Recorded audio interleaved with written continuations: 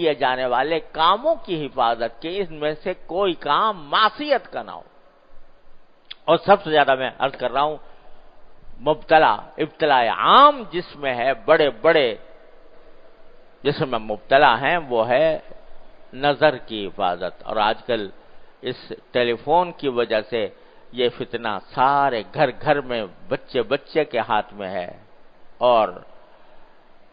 بڑے سے بڑے متقی پرہیزگار کے ہاتھ میں ہے۔ بظاہر نیک نیتی کے ساتھ اٹھائے ہوئے ہے کہ میں اس میں اچھی بات کہوں گا یا اچھی بات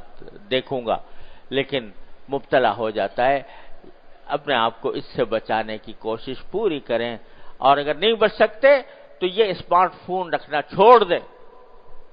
یہ سادہ ٹیلی فون لے جس میں صرف ٹیلی فون کا کام ہو اور کچھ نہ ہو، ایسا رکھو، تاکہ دیکھو ایک شریعت کا قاعدہ ہے کہ دفع مضرت مقدم ہے جلب منفعت سے،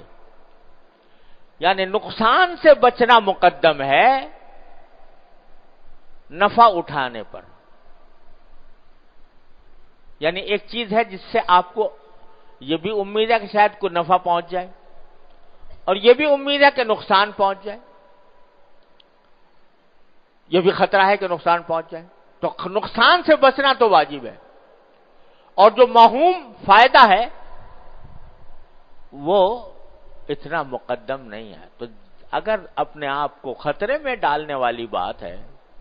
گناہوں کے خطرے میں ڈالنے والی بات ہے،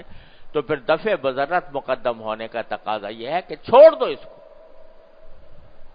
اور سادہ ٹیلی فون پر اکتفا کرو جس کے اندر